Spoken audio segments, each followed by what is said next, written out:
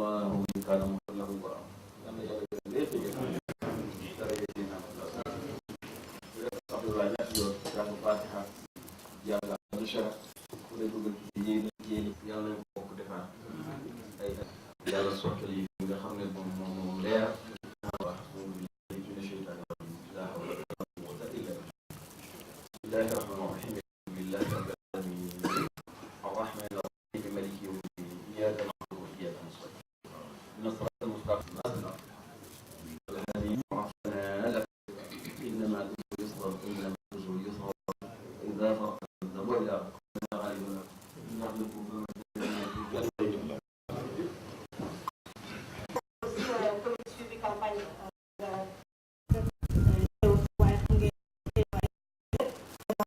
invité président ci bëri toll ci 20 minutes gannaaw conseil ñu jox Serigne si le cadre bi jël kàddu kii di président Aliou moom da jël kàddu Serigne si également di ministre ak waa INAE na ñoo gis jël kàddu bi ñaanal avec le 1er décembre ak banque yi kon nañu waxtaan am opérateur yi moo xam baykat yi fi toog mooy campagne bu mucc ay bu jaar ci yoon kenn ku nekk la cay wàll nga def ko kon loolu mooy njalbeenu wax leen ni leen agsi leen ci jàmm ca waxtaan bi fii rek jëm comme ni ko Penda waxee suñu ubbee rek ba seetaan tuuti ci film bi parce que film bi ci jublu mooy daf ñuy wax rek wan daal rek ñu am moyen de waxtaan ak yoon parce que c'est important àggagul nag dañoo commencé rek film documentaire boo xam ne war na mën ba 60 minutes mais dañ ci cuqati 20 minutes tuuti rek wane ko mais des na film bi des na ca processus la li commencé ca njima ba ker ñu jënd gerte gi lañ bëgg bu ci ne ñu am étape buñ ci wane la amit mooy àggaguñ ci commercialisation mooy étape bu mujj bi moo des danañ ko ci dugal loolu it bu amee bëgg nañu it fédération bi dem seeti comme ni président Alioune Dia mu wax lan la xam ci opérateur yi ak seen liggéey danañu demit ci banque bi ki jiite CNCS moom it mu wax danañu demit ci ministre bi danañ dem ci autorité ba ci premier ministre muy doon loo xam ni ñun jublu dara lu dul wane ab liggéey wane liggéey bi ni muy demee ci àll bi ak nit ñi c'est très important loolu moo tax ñu jox ci tuuti rek wan ko nit ñi continuer waat nag liggéey bi ci am ay rëq-rëq ñu jubbanti ko lañ ci war a dolli ñu dolli ko ba nga xam ne ñëpp dañ ci gis seen bopp donc taxoon ñu projet 20 minutes door dugg ci waxtaan bi dañu ni li gën mooy balaa ñuy dem pause ñu jox invité yooyu kenn ku ci nekk mu wax di ñu dem pause suñ jógee pause nag ci opérateur yi di interpeller acteurs yooyu kenn ku nekk sa équation wala sa laaj wala la nga jàpp ni moom ngay laaj usine bi wala moom moo la amoon problème daaw ci usine bi ak nañ lañ ko mën a résoudre bu ko defee usine bi tontu wala banque bi tontu wala keneen tontu ainsi de suite loolu nag après pause lañ ko bëgg a def débat yi mais nag avant pause moom dañuy joxe ñu def seeni ak allocution CNCA wax Sonacos ainsi de suite wax ko ñun ñëpp kenn ku ci nekk wax ñu door a dem pause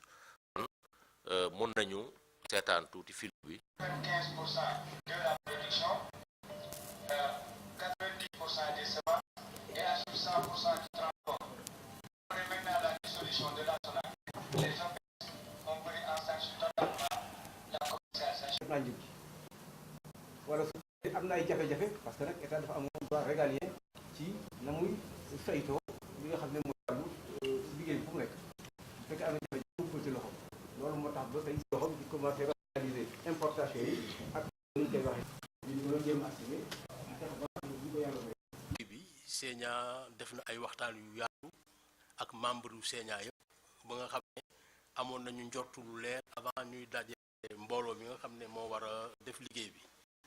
ci biir loolu évalué woon nañu campagne 2016 2017 ba xam yan enseignement lañ ci war a mën a jëlee pour jéem a dugg ci campagne 2017 2018 daanaka liggéey boobu bi mu pare le Sénat def conseil d'administration élargi boole ci membre yi membre am yëpp et que ñu lañ tëjale ñu daal di ko bataaxal yoon jëbal ko gouvernement bi ministre de l'agriculture moom mu sukkandiku ci pour mun a foofu ñu demander premier ministre mu def le conseil interministériel sur la question ci biir loolu ma am na donc ay recommandations yoo xam ne defoon nañ ko maa ngi rafetlu également ne li ëpp ci recommandation yañ defoon daanaka premier ministre jàll wéyal maa ngi ciy tàmbali rek ci du ma xam ne mën dugg ci yëpp ndax temps bi ñu may dafa bëriwul ci prix bi Sénat gisoon na ne jéem ko yokk nit ñi bëggoon nañ ko waaye opportunité environnement mondial bi mayewu ko woon loolu aussi defe naa ci biir conseil bi développé nañ ko bu baax a baax ñi communiqué aussi def nañ ci ay waxtaan yu leer ba nga xam ne rafetlu nañu prix 210 bi nga xam ne def nañ ko parce que mënoon na gën a néew loolu bu ñu yemoon rek ci ay considérations purement techniques je pense que honorable Aliou Dia jàppale nañ ñu baax ci communication boobu ba nga xam ne nit ñi xam nañ effort yi nga xam ne nit ñi def nañ ko pour mën a yëgsi ci prix 210 mais fàttali également ne résultat yi ñu jël ci conseil interministériel bi mooy ministre de l'agriculture teel na bind na circulaire yónnee ko ci gouverneur yi def circulaire boobu depuis le 27 octobre déjà c'est disponible Sénat tam di góorgóorlu yónnee ko membre Sénat yépp et ci loolu tamit def na également le ministre de l'agriculture ak ministre du commerce def nañ benn arrêté conjoint boo xam ne wéyal nañ ne 210 mooy prix plancher bi te li ci nga xam ne jar na bàyyi xel ci arrêté boobu mooy arrêté bi dafa cité décret 78 bi nga xam ne moom moo yor di jëm ci commercialisation bi fàttali ne décret boobu dàqul exportation dafa dugg ci biir loolu ba tax na nangu woon nañu ci waxtaan ñoon dafa COPEGA ne am na lenn ci nga xam ne ay centre de réception la béykat boo xam ne nekk na ci horizon bu nekk 5 kilomètres kooku war na mën a ñëw directement ci centre de réception mu def fa point de collecte loolu dañu wéyal ne léegi commercialisation bi ñëpp dañuy war a jëlee ci point de collecte étant entendu que pour exportateurs yi lenn ci seeni point de collecte den centre de réception mën na nekk point de collecte loolu je pense que loolu importance la fàttali nañ également ne prix bi ñu ko signé le 10 novembre dafa am ci biir ñu ne léegi ci circulaire bi dafa ne bi ñu signé arrêté bi rek le prix bi 2017 2018 bi nekk applicable ñëpp waxtaanoon nañu woon sax ba xam ne prix boo xam ne arrêté moo ko dindi arrêté moo ko war a soppiwaat te 210 bi 2015 2016 2017 la woon kon kenn warul woon di jënd prix boo xam ne yées na 210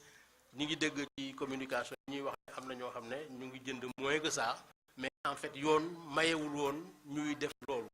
même bu fekkee point de collecte itam xawu ko ci biir loolu également ñu ngi leen xamal ne point de collecte yi fixé nañu date bi nga xam ne war nañ ko taxawal muy talaata ji ñëw bu fekkee Diourbel la muy àllarba bu fekkee Kaolack la ak zone centre bu fekkee Ziguinchor la léegi day nekk àjjuma ak samedi pour lu liggéey boobu tamit féete boor te loolu aussi lu am solo la te ci biir liggéey boobu invité ci ñëpp muy huiliers yi muy opérateurs yi muy COPEGA pour que ñëpp mën a ñëw fekkee yooyu finance te ñu xam ne tamit li ñu fay jëlee dañ koy yónnee gouverneurs yi yónnee ko DRDR yi pour que ñoom également ñu mën a suivre li nga xam ne moom lañu def si bés bu nekk ñuy fàttali tamit ne am naa copie fii yónnee woon nañ ko ñëpp gaa mais su ngeen bëggee tamit am naa fi copie mu ko mën a jox président Modou Fall nga xam ne amuñu koon peut-être mu multiplier ko ndax ñu mën ko yóbbaale bu ñuy dem muy circulaire bi ak kële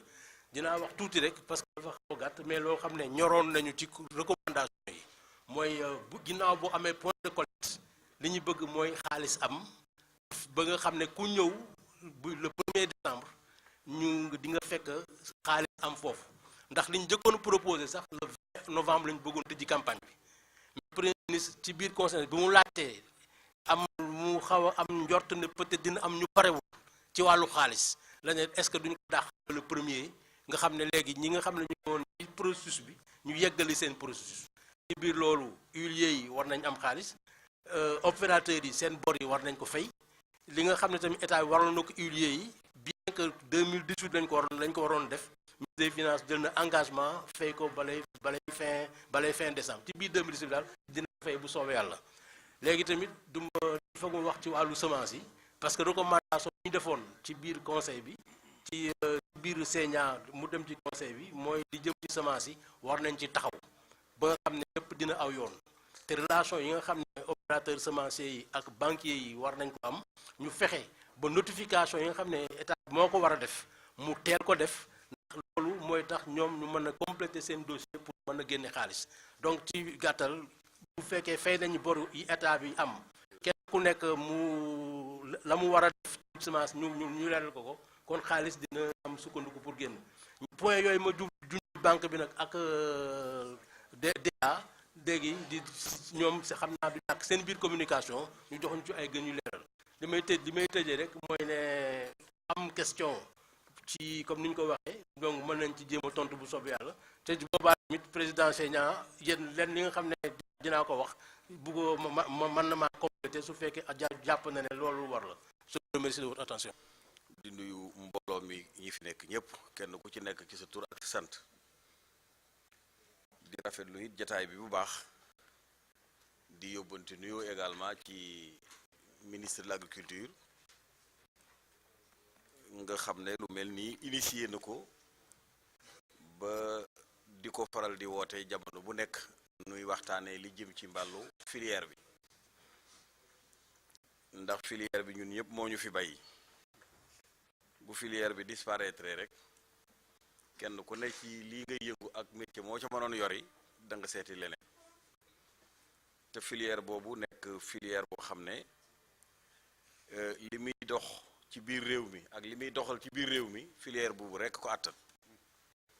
waaye buñ ko organiser wut taxawuñ ko toppatoowuñ ko it day mujj fekk yeneen filières yi rek waaye ci sunu xel gën a dal kon ñu ngi félicité président FENOSFEB bu baax ci lu bees yi nga xam ne lii gis nañ ko ci doxalin wi bi ci jiitu mooy film bii ñu gis léegi bokk na ci li tubaab di tuddee innovation lu bees la te lu am solo la waxuma rek fàttali fu ñu jóge woon ak wane fu ñu jëm waaye day saxal lii nga xam ne ci lañ nekk waaye lii day doy luñ la seggal ba nga xam ne dara du la ci échappé mu mel ni wax na ne li ci des rek mooy pour que chaîne bi mat xëy na ci commercialisation ba ak yooyu moo ca des kon ñi ngi ñaan ñu mottali ko comme ni mu ko waxee te def ko ci langue bi nga xam ne bi effectivement danañ ko gën a dégg di féliciter réalisateur bi Moussa Kidira ndax xam naa ne boo xoolee film bi da ngay jàpp ne moom xawma opérateur lañ koy tuddee wala producteur lay doon waaye dake li ñu doon dara ump ko ci et que def na ko ak beaucoup de professionnalisme ñu ngi koy féliciter bu baax di wane it ne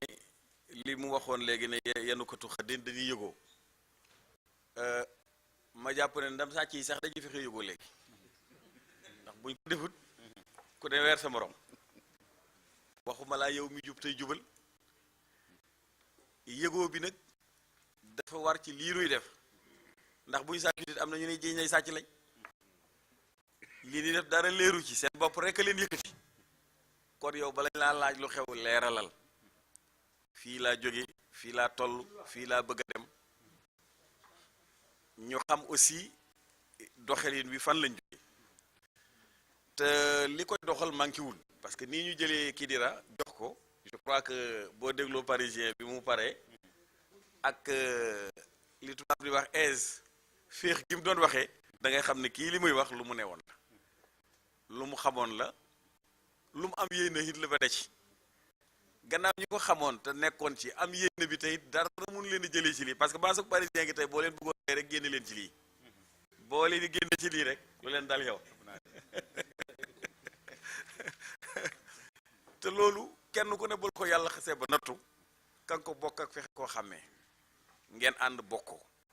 donc maa ngi leen di féliciter bu baax ci dëhëral gi ngeen dëhëral fédération. te it à l'époque ñun ñii ñu xam ko bu baax ndax en 98 bi mu koy créé booba ñun ñi ngi nekk à l'Assemblée nationale muy suñ premier mandat de député mais nekkoon na mag moo xam ne mii ci civilisé am ci yaram ci xam nu muy aborder nit ñi loo si xëg moom da nga ko ca baxel donc li jox si jëmm seen lii comportement moom bokk na ca mu defoon ko it ak beaucoup de générosité nag loolu nag bu dee la dogalee tey ñu gis ne salle bii lii fi nekk wax dëgg yàlla ay maam diib rek a fi nekk réew mii di Sénégal daal bu ñu leen ko dénkoon tey lay xellee ko ca conseil des ministres bu ngeen xellee tekki ñoom it dara lañ leen du yóbbu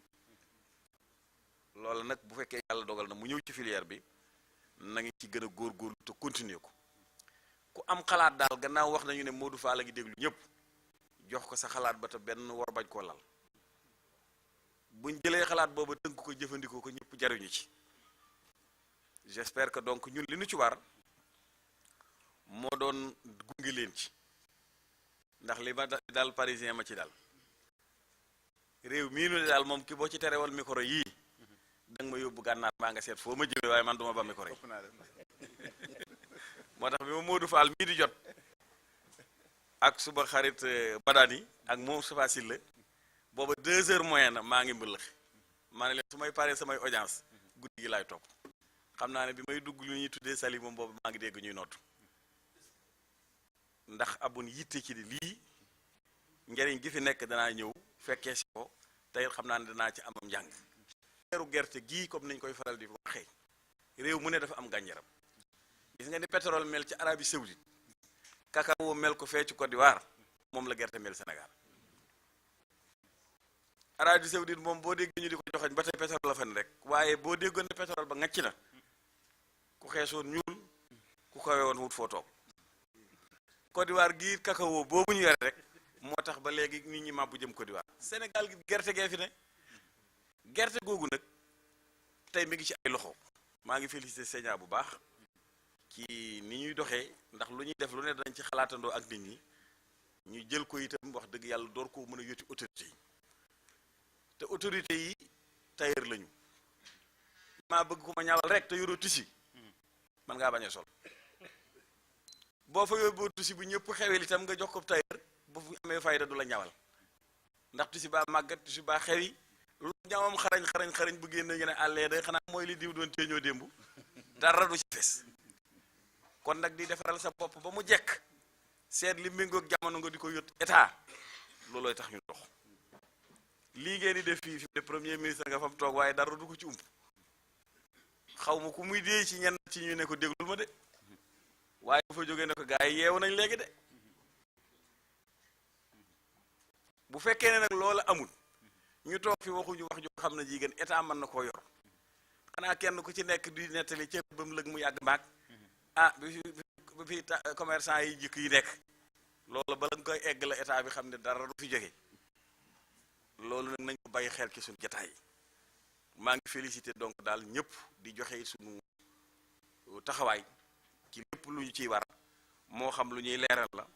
moo xam ne lu ñuy jottali kilifa la ci kaw pour que ñu mën koo dégg xam ne lii war nañ cee def dara parce que kenn ku ne ci ñun am na foo toll ci loo mën a def ci lii ndax da ci am ñoo xam ne lii moo tey moo leen gënal lu dul lii ndax ci la seen sag nekk ci lañ xam ne ci la sagu réew mi nekk ku ko xam yàlla xam na ko ku ko xamuti yàlla xam na ko ndax ñenn ñu bari ñu ci mel ni ñun ci xaalisu gerte gii lañ ci lañ màgg ci lañ jàng moo xam tool yi daay réew yu yor suñuy waajur ñu nekk cay soloo ko jàng doo mënoo dem ba toll nag tey foo xam ne la nga dundoon dootoo ko dundaat li nga doonoon mënoo doonati lu ko gën a wés lu ko gën a fés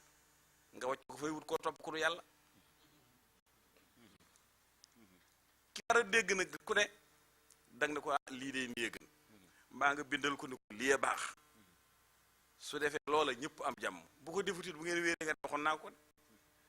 loolu ci lañ toll ci filière bi kon ñu ngi rafetlu vraiment ndaje bi di sant ñëpp di leen gërëm di féliciter Thiam Unus gis nañu bi mu ñëwee moom it innovation yu bari yu mu def dajale fi ay réew yoo xam ne yii ñoom it bañ fa jógee ñun du ñàkk dajale ñoom ci yenn forum wan ñu ne ñu li nu gis léegi ak ni fii di doxee suñ xel dal na ci kon ñu ngi ñaan banquier yi ginnaaw bi ñu leen félicité gi seen taxawaay ñëpp wax nañ ko solo si campagne xaalis la liñ jot a dégg ci film bi yëpp ku ci am lu la xaw a jaaxal mooy dañoo yéex a jot financement ngay wax gannaaw financement bi bu yéexee dana ñëw te bu ñëw dara du baax xam naa ne laajagu leen waaye ñoom maa ngi gis Gilbert li ma ko njëkk a wax mooy ay wulis yu rëy laa indaale it bu baax a baax ndax banque yooyu it yéen ñi yéene leen fi ba banque yooyu yéene leen fi ba ndax fii nu toll tembe nga xool ne tey Sonacos a gi fi daaw li wóor mooy banque islamique xaalisam bi mu doon def bu fekkantoon banque yi nekku fi du jël xaalis bi indi ko fi ndax bëggoon na banque yi dox seen digganteeg yéen ba bu ñu jotee stock bu dëgër ñu ne ma nga fa xaalis bi ñëw su fekkee banque yii nag loola xam nañ li tax ñu def ko danañ ci dugal seen loxo bu ñu ko defut banque islamique booba tey xelam mën naa àgg ba ci xaalisam boobu jógee foofu mu bañ ko jaaraleete ci banque yi fexe ba banque si boppam ne fii ci biir réew mi mu di ko fa jaarale di ñu ko jox su boobaa nu banque yi di def sax ki pexe kon ñoom itam am na rôle bu ñuy joué nun itam nañ leen jàppale ci loola ñu di ko bàyyiloo xel état bi àddina mënut a yàgg lam yàggoon ba tey banque islamique de développement mën a créer ay mbiri boppam fii gën yoo xam ne day jël xaalis booba di ko fa jaarale au détriment de banque yi fi newoon di liggéey ak ñun loolu yëpp nag yu saytu yu mel nii ci lay génne kon ñu bayante xel ñu jàppalante ñu wóolonte ñu taxawoonte te wane ne daal yoon wii ngeen jaar ñun jàpp nañ ne mooy yoon wi nga xam ne mooy gën a dëgëral filière bi te filière bi du filière boo xam ne bii de spéculation la filière stratégique la loo xam ne moom ci nga mën a taxaw rek ne fi li nga war a taxaw pour defee nag bu ci déglu keefonke moom day ñëw ci daral gi yetu kese la yorut lum jaay yorut lum jënde ay na ci biir bu dikkee ci ña ca biir ne ko wàññil bu baax kat ndax ñi mënuñ seen bopp boo doon jaayee junni mu fell ci ñaari téeméer dikk ci kii ne ko yokkal ñaari téeméer yéen ñaar mi ki jaayee ki jënd amul ku ci bénéfice wu ñeenti téeméer nañ góorgóorlu te sàmm filière bi bañ koy tawee di ko topp ci kaw njëkk waaye ñi seetli mën nañu di ko def ngeen baal na ak baal nañ leen wasalaam. ana campagne ab ren bii bu ñu yàlla dimbali ba gerte gépp jóg ci loxol baykat yi dinañ am weneen doxin bu bees ndax cool yi bari na lii mën ni cool yi nag mën koo dakkal moo ñu fexe daal bu campagne bi ubbee bala ñu am weer gaa yi bari di wër dëkk bi naan fu gerte ne gerte gépp dem ci usine yi ndax loolu mooy dimbali baykat yi premier ministre nag bañ jàppee ne dañuy def le 20 mu laaj ñi ñu war a séqal yëf yi mu mel ne ak yekkat yi dugg na ci mu ne kon nañ bàyyi ba le premier na xam naa lu sore gàmm kon nag nañ góorgóorlu ba ginnaaw gàmm baa bésu gàmm gi sax ku mën a jaay sa gerte doo gàmm li nga def te maanaam bi mën a àgg ci biir film bi léegi am na ko ci ne banque yi wala usine bi war naa mën a fexe nag ba ñi muy liggéeyal mu amut ñoom qualité ba jox na leen tàmbalee ndax ñoom nee nañu am nañ xaalis xam nga ku ne am naa nag te kii li muy jël yéen ko indil te ngeen yàgg a def qualité fa dafa mën a rek nag bu tax banque yi nañ ci jàpp huiliers yi jàpp ci ba xaalis bi teel a teew dee dem ci point yi loolu daal ci wàllu producteurs yi loolaa ci doon dool ndax loolu bu saafara woo day mel ni yitte yëpp saafara wu na di leen santaat bu baax ñu nag suñu teewaay fii wolof nee na matt gi ci taal bi ñeme taxu ko doon dóom dañ ko dox ginnaaw du ko puus rek moo tax mu doon dóom suñ coono bi te nekkee loola ñu ko teg waaye matt goo gis mu doon dóom waaw jàmbaar taxut wasalaam bu am solo la Sénégal te CNCA loolu la jàpp moo tax yàgg na ci lool te du ci génn loxoom CNCA jaratul ñu koy présenté waaye mun nañ rappeler rek li nga xam ne moom mooy doxalin Sénégal privilégié da ngeen may jégal nag bu olof bi def satul moo tax daa ngi dégg français yu bari ci biir alors CNCA dafay dajale organisation producteurs yi pour xool ban intervention mooy gën noonu lay def ak ñiy def commercialisation noonu lay def ci ñi def appui conseil noonu lay def ak kuréel yépp ba ci état loolu lépp lu mu ci jublu mooy fexe ba intervention am efficacité mais pour que producteurs yi njëriñ bi ñuy sentu ci li tax ñu yëngatu ñu gis ko ci parce que je pense que loolu lu ci am solo la moo tax aussi CNCA mu ngi jéem di gën jege producteurs yi ndax yombal leen seen liggéey lu muy ci def tëgg aussi mooy la ñu jàpp ne lii moo war a doxal filière wala mbooloo CNCA def ciy tënku bu ñu jëlee le cas de l'arachide suñu intervention dañuy fexe ba prix bi nga xam ne moom lañ ñëpp d'accord ne moom la gerte di jar dañuy fexe ba ñu ngi ñuy liggéeyal du ñu yees loolu ndax loolu aussi dafay dellu soit li mu doon wax ci préserver les revenus des producteurs li tax ñuy am préoccupation boobu parce que jàpp nañ ne rek il faut que les systèmes de production soient durables bu fekkente ne dañ ko def ren déwén kenn mënul jóg njëriñ amatu fa donc préoccupation bi mooy ñu fexe bi am un système des systèmes de production durable moo tax aussi de plus en plus ñu ngi ñaax producteurs yi ñu dugg ci assurance agricole ndax loolu lépp dafay bokk ci li nga xam ne moom day tax ëllëg lu mun te xew ñu mun a jóg defarwaat seenu ndab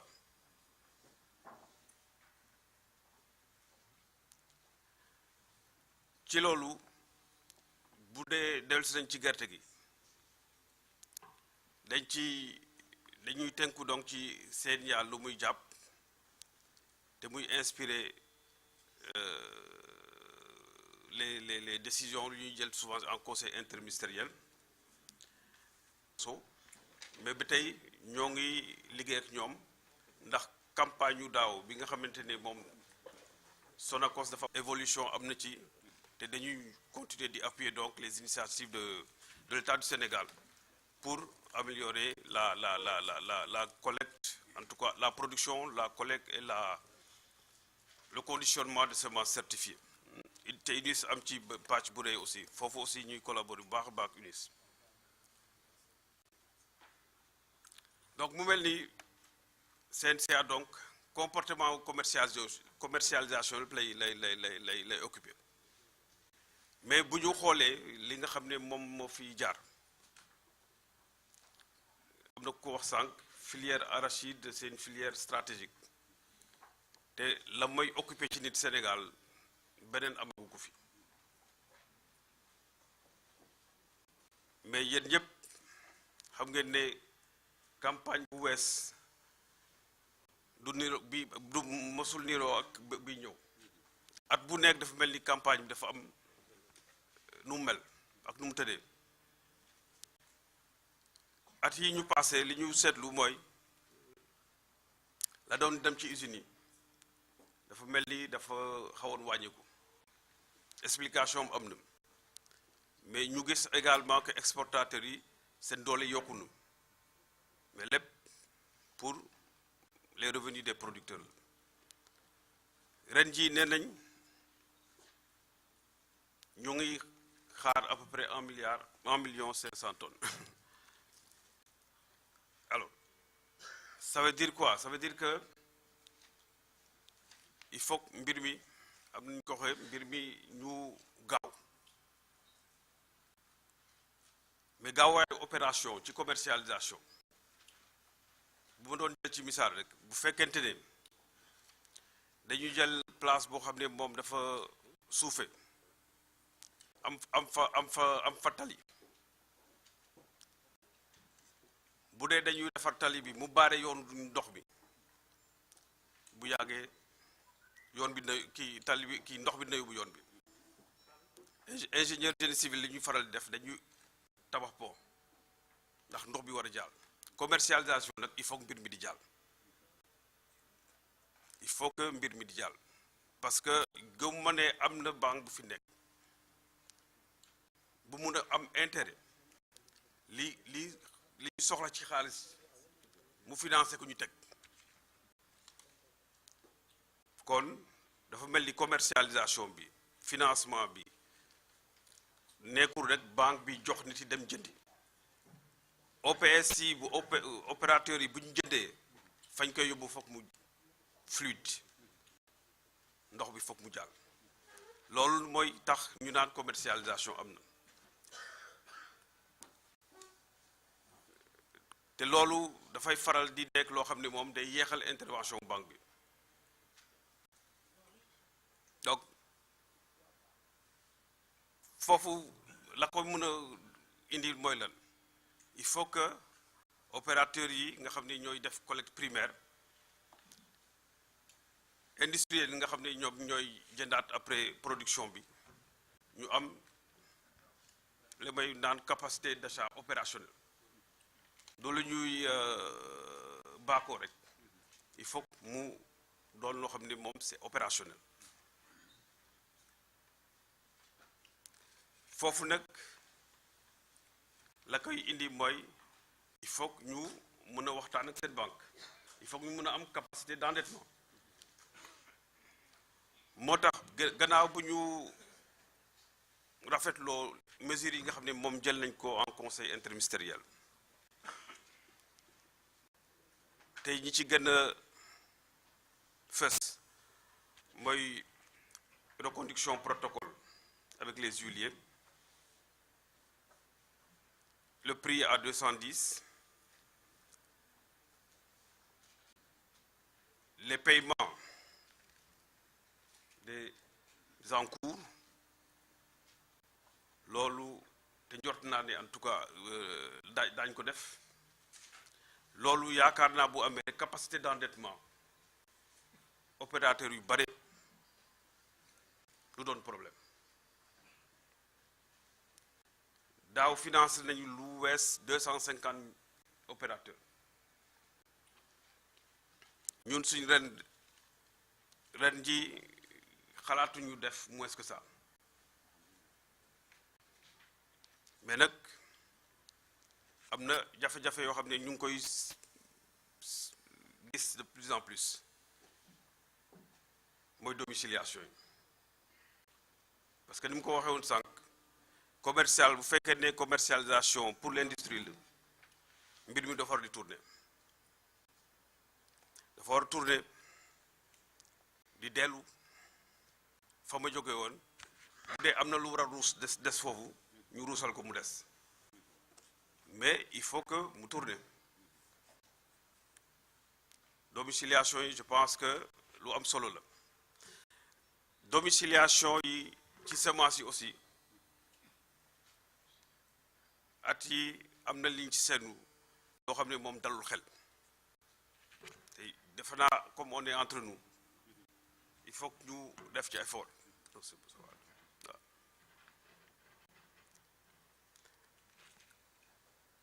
il faut que donc nit yi góorgóorlu pour les domiciliations soient comment je dirais respectées ndax lépp li ñuy def rek dañu amaat campagne boo xam ne daañu toogaat ne on est entre nous il faut que ñu démarrer waat mais saa ñu ko waree def rek il faut que ñu évaluer lan lañ def daaw te évaluation boobu mënuñu bañ a def est-ce que kii war nañ ko mun lebalam déet te nee naa sànq bu fekkee ne financé nañ 250 opérateurs l'année dernière bëgguñu mu yees loolu mais ñooñu la ñu warloo ak banque bi il faut ñu respecter ko parce que c'est extrêmement important sinon bu yàggee banque bi am na loo xam ne dootu ko mën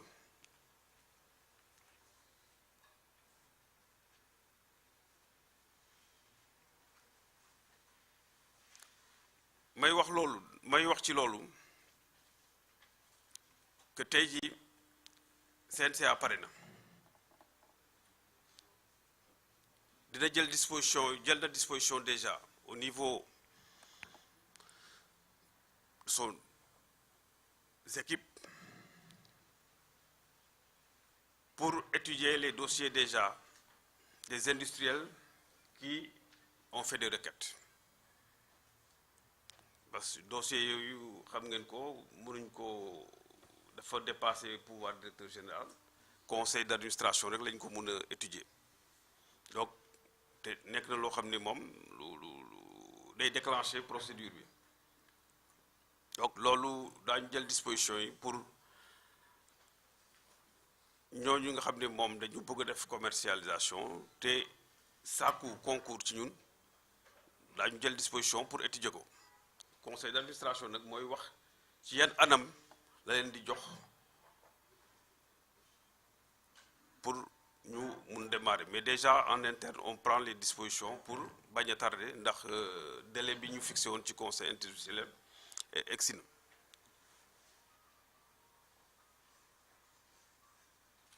facture yi wax naa ko sànq jàpp nañ ne njort nañ ne li ñu waxoon ci conseil industriel daañu ko motale bu ko defee aussi financement yi nga xam ne moom la opérateur yi di soxla daañ ci jo ay tontu ci li gaaw ndax ñëpp d'accord nañ ci na doyen nu naka la ko waxee na mot na teel te teew waaw na teel te teew ci principe boobu la ñu tënku fu mu nekk nii li nga xam ne mooy suñu wàll ci mbir moomu ñoo ngi ciy liggéey pour mën a joxe des réponses dans les meilleurs délais donc pour dire simplement au nom du directeur général que ñun CNCA am nañ yéene suñu intervention méngoo ak ni campagne bi di mel gerte bari na gerte bi baax na je pense que ñun aussi am nañ yéene la ñu war a def mu ànd ak jamono mu mel ni campagne mel lañ ca war a yokk dañ ci yokk incha allah en tout cas on vous remercie et on vous donne au nom du directeur général tout notre engagement à votre côté ndax gerte ci ñun la bokk. président laay wax ni ma gisee ñuy defee investissement am na ñu bëri ñu ñu fàtte ni ma gisee ñuy defee programme yi am na ñu bëri ñu ñu fàtte waaye waruñu fàtte kenn moo tax président dafa ne dafa ñu sant démarche inclusive mooy ñi si bokk yëpp war si bokk ñi si bokkul ñëpp war si bokk ñu xëccaat leen dugal la si waaw yéen nag yéen a yore Sénégal daal bu dee Sénégal dëkku mbay la day naan yéen a ko yore parce que enfin yéen a ko war a yore dëgg-dëgg yore bu leen waaye seen pas-pas seen taxawaay war na tax ngeen seen seen part gën si bëri surtout que da ngeen di produit je crois que vous êtes dans la filière arachidière strictement arachidière voilà surtout que da ngeen nekk benn filière boo xam ne dafa daanu woon di jógaat filière boobu comme dafa daanu woon di jógaat jóg bi dina gën a étude yëpp ñuy def si àddina bi dañu wane ni gerte dina yore affaire rafetaay jigéen noonu lañ ko wax esthétique waaw parce que moom mooy nekk premier utilisateur de gerte affaire lekk affaire diwlin affaire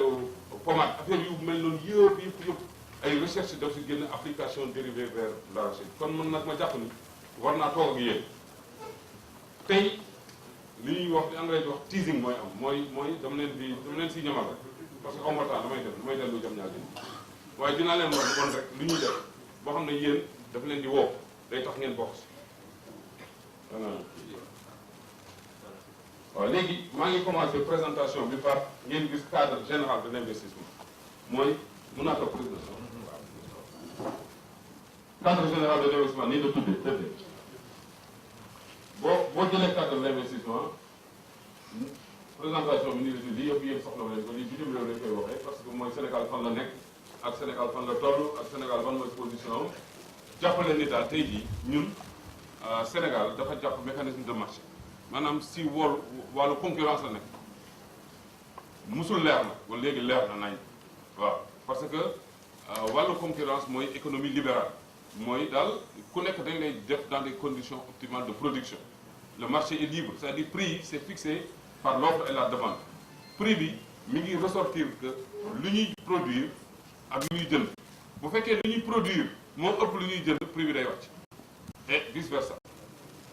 loolu moom il faut mu xam ba léegi def nañ ko